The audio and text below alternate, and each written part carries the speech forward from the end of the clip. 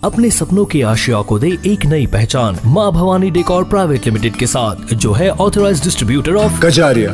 देश की मिट्टी से बनी टाइल से देश को बनाते हैं। और जहाँ मिलती है सभी प्रकार के Indian and imported granite, marble, sanitary एवं कोटा स्टोन का अनोखा एवं आकर्षक संग्रह। माँ भवानी डेकोर प्राइवेट लिमिटेड मतलब a complete floor solutions. New 0 mile Dadar road, Muzaffarpur. Call 9934753111। आदर्श मिथिला से आप उम्मीदवार हैं संजय ठाकुर।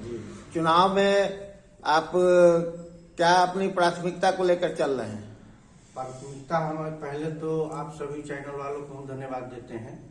और कहने का मतलब है कि सब आदमी जो है कि जाति गणना के हिसाब से लोग जोड़ रहा है कि हम इतने जाति हैं, हम इतने जाति हैं, लेकिन एक नाई का क्या मतलब जनसंख्या है आप लोग जान सकते हैं।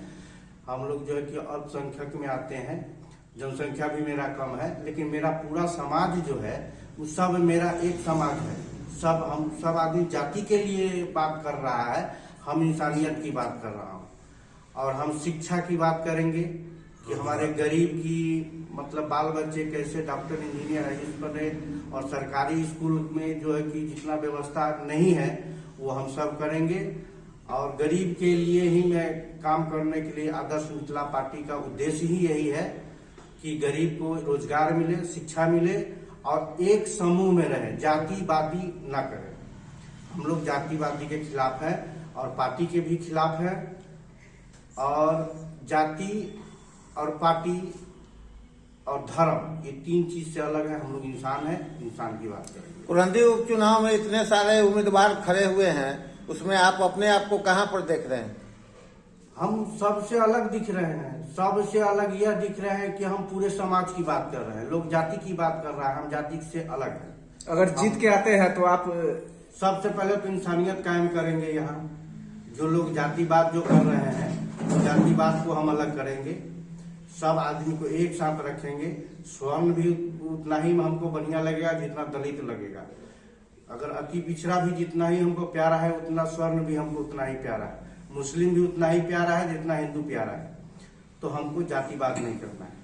आदर्श मिथिला का यही उद्देश्य है कि हम एक साथ रहे, मिथिला राज्य बनाए। हमको सबसे पहले मिथिला राज्य का ही मांग है, जो मास्टर चाबी है। अगर हम मिथिला राज्य मांग लेते हैं तो समझिए कि पूरा चीज हम मांग लेंगे। तो यही मेरा लड़ाई है। और मैं कुरहनी की जनता, बिहार की जनता और मुजफ्फरपुर की जनता और भारत की जनता सभी को तहे दिल से नमस्कार प्रणाम करते हैं। लोग हमको चुने। आज हमारा जो है सिंबल मिलेगा। कल जो है कि हम चुनाव प्रचार से कल में से चुनाव प्रचार में तैयारी के साथ जुड़ जाएगा। मैं डॉक्टर धनाकर ठाकुर वाराणसी में प्रोफेसर हूँ मेडिसिन का, और इस पार्टी का मैं प्रवक्ता हूँ, आदर्श मिथिला पार्टी का। यह पार्टी इसलिए बनी है कि कर देगा और कर रहा है। भ्रष्टाचार खत्म हो गया तो आप देख रहे हैं हमारा बच्चा आज जाके इंग्लैंड में प्राइम मिनिस्टर बन गया, जो इंग्लैंड हमारे ऊपर राज्य किया। आज जिन देशों में भ्रष्टाचार नहीं है वही देश अच्छे हैं। जेपी एजुकेशन का मैं सिपाही हूँ और उस समय में हमने भ्रष्टाचार के विरुद्ध लड़ाई किया था। हमारे दुर्भाग्य की बात है कि आज इस गठबंधन या उस गठबंधन दोनों में हमारा साथी सब नेता है और बिहार में भ्रष्टाचार जस का तस है, जैसे 1974 ईस्वी में था। हमें यदि युवक साथ देंगे तो इसी जयप्रकाश नारायण यहीं पर थे मुसहरी में, और फिर से हम नई क्रांति ले आएंगे। एक हमारा विधायक का केवल पहुंच है। लेकिन सबसे बड़ी समस्या अभी के समय में है बेरोजगारी। बेरोजगारी क्यों है ये हमको सोचना है। जब तक बड़े बड़े मल्टीनेशनल के हाथ में, या आपके यहाँ पर आप देखिए हल्दीराम का भुजिया और फलाने का ये बिकता है, क्या ये मुजफ्फरपुर में नहीं बन सकता है? सुधा का दूध क्यों चल रहा है? वो चल रहा है तो हर चीज चल सकती है। मिथिला को एग्रो इंडस्ट्री का यहाँ पर होना चाहिए। यहाँ का आईडीपीएल फैक्ट्री बंद हो गया मुजफ्फरपुर का। किसी विधायक और सांसद नेता ने कुछ नहीं कहा। कितने लोगों को रोजगार उससे मिल सकता था, दवाइयां जा सकती थी। मैं डॉक्टर हूँ इसलिए मैं आपको ये डॉक्टरी वाला दवाई यहाँ बनता था मैं कह रहा हूँ। उसी तरह से हमारा पावर प्लांट नहीं है, जितना बना बिहार के दक्षिण में बन गया। टूरिज्म के लिए क्या सीतामढ़ी को नहीं विकसित किया जा सकता है? जहाँ सीता जी का जन्म हुआ अयोध्या की तरह किया जा सकता है, लेकिन किसी नेता ने आज तक नहीं सोचा। जो कुछ होता है जो गया और उधर कर दिए। आप गया करिए, कोई हर्जा नहीं है, लेकिन सीता जी का भी तो सर्किट आप बना सकते थे। अभी तक आपने नहीं किया वो। आज तक गोरक्षा की मांग नहीं पूरी हुई है।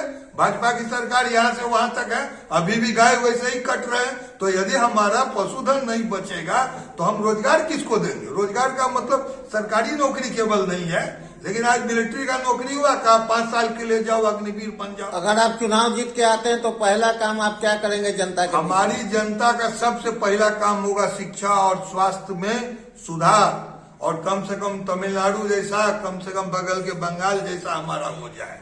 ये कम से कम शिक्षा और स्वास्थ्य आपको मिले, तब यहाँ का लड़का कोटा नहीं जाए। कोटा में पढ़ाने वाला है मिथिला का, पढ़ने वाला मिथिला का है। और कोटा में पैसा, कोटा वाले पटना कोटा एक्सप्रेस डेली चल रही है कि नहीं, आप हमको बताइए। बेंगलोर यहाँ से ट्रेन डेली चल रही है कि नहीं?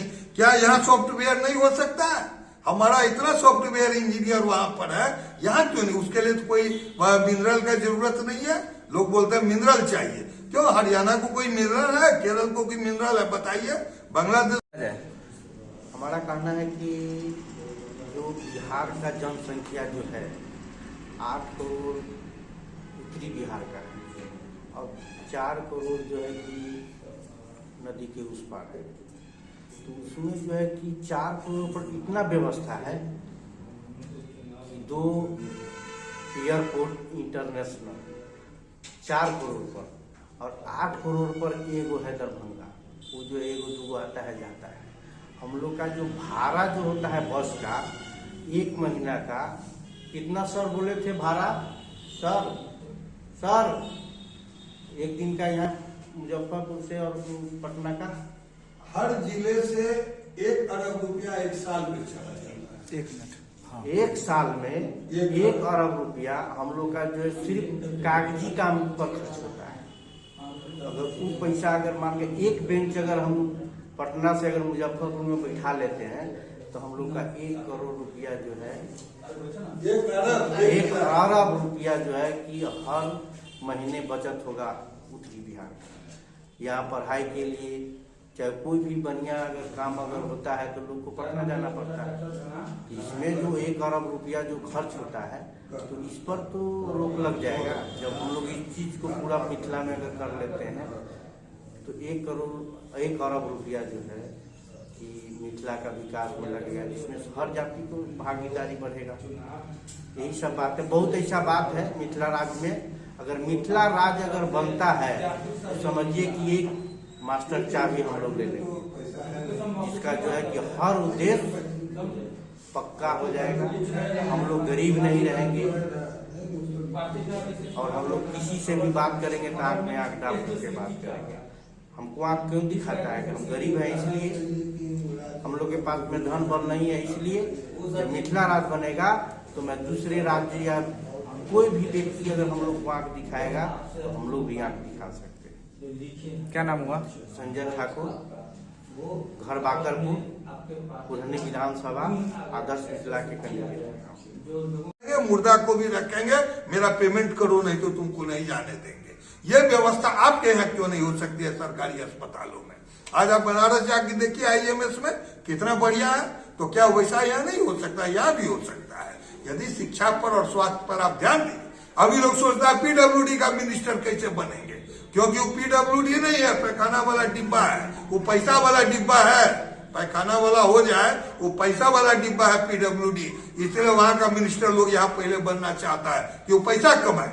हम वो दिन देखना चाहते हैं कृषि मंत्री पहले बने, जल संसाधन मंत्री पहले यहाँ बने, उसका प्रायोरिटी हो।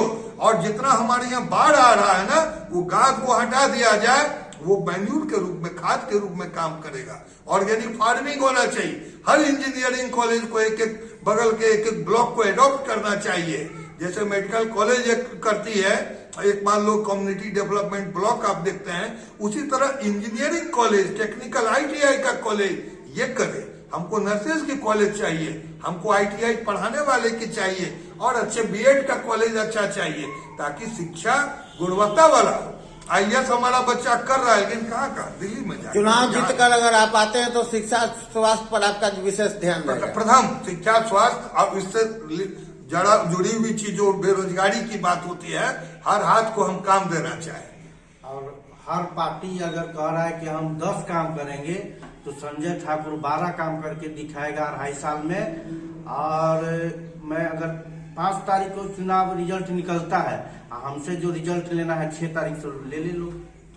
मैदान में तो इतने सारे उम्मीदवार हैं, त्रिकोणीय लड़ाई, उसमें आप अपने आप को कहाँ देख रहे हैं? त्रिकोणीय में आ सकते हैं, इससे हमको कोई मतलब नहीं। हमको जो सही मुद्दा पर जो बात हो रहा है उस बात पर करेंगे ना। हमको जातिवाद नहीं करना है, हमको समाज लेके चलना, हमको समाज को आगे बढ़ाना है ना, जाति को आगे नहीं बढ़ाना। कुल्हनी उपचुनाव में जातीयता अभी पर चल रहा है। यही तो देखना है। लोग अगर यही अगर समझ जाए कि हम जात पात अगर छोड़ दे तो मैं आगे निकल जाऊंगा, भविष्य मेरा बच्चों का। आप जनबल से आ रहे हैं कि धनबल से आ रहे हैं? कुछ से नहीं आ रहे हैं ना, हम धनबल से आ रहे हैं ना जनबल से। हम सिर्फ किसान है, किसान का बेटा है, गरीब है, मजदूर है, लेकिन काम करेंगे तो इतना मजबूत करेंगे कि सबको दिखाई देगा कि संजय ठाकुर क्या कर रहा है। और नाई का बेटा ईमानदार होता है, बेईमान नहीं होता। परिचय?